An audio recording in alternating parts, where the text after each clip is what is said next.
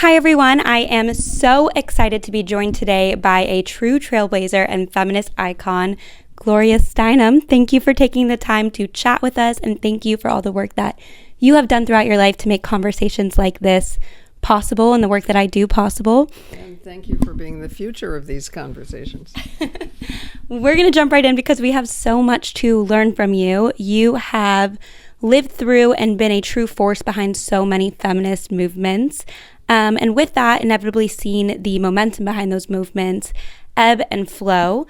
I feel like right now we're living through a time period where anti-feminist narratives, both politically and culturally, are more present and more popular than they've ever been in my lifetime. What strategies have you used as a movement leader, have you seen be successful in history to rebuild momentum and regain excitement around feminist issues and feminist movements? Well, first of all, is not to get discouraged. I mean, just because Trump is in the White House doesn't mean that he controls what you and I do or what we're saying here or the people who are listening. We have power of our own.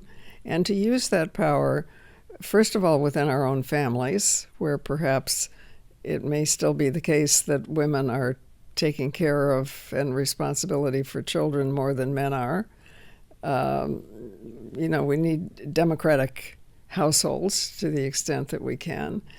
Households, first of all, without violence, and also with equal voice.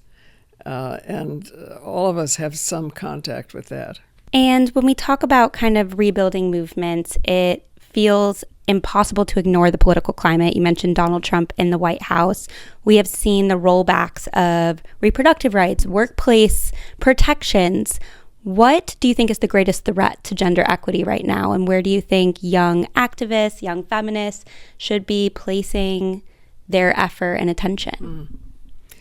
Well, probably the single greatest threat is not voting, because that's what a democracy is about. That's the grassroots power that we all have. Then it's the structure of power within our own families and within our own workplace.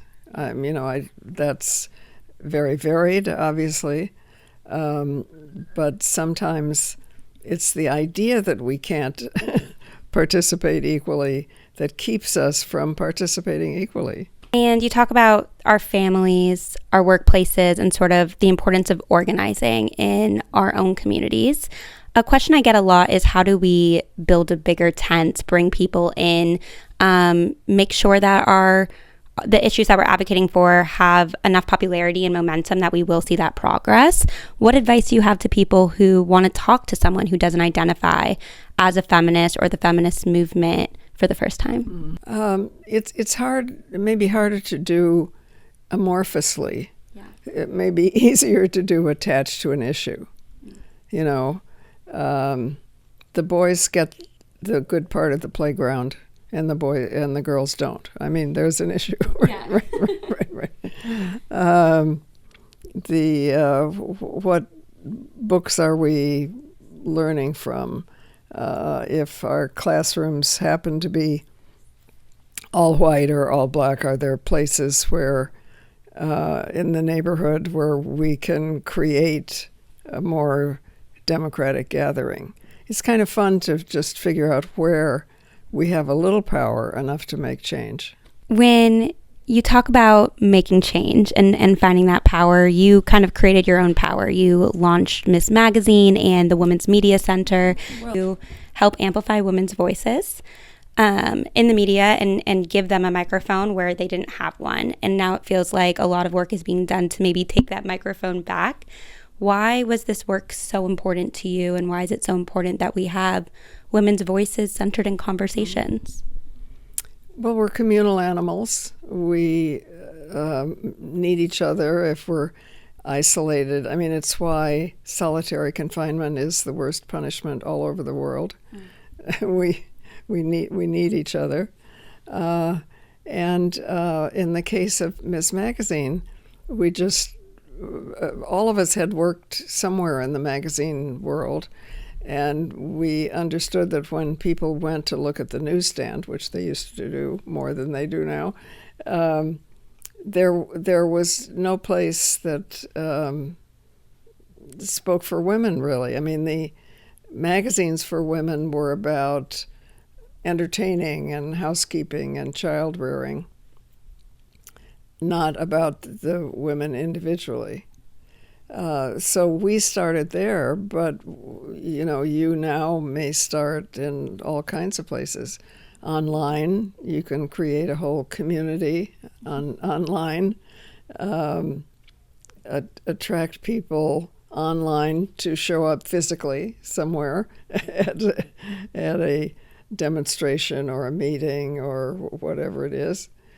So there are many more opportunities now.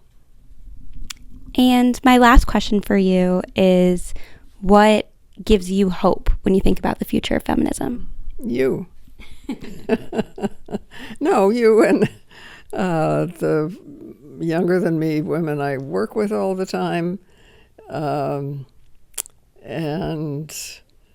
the fact that 96% of the people who live in Manhattan are against Trump. Yes. Manhattan's a good place to be. Right.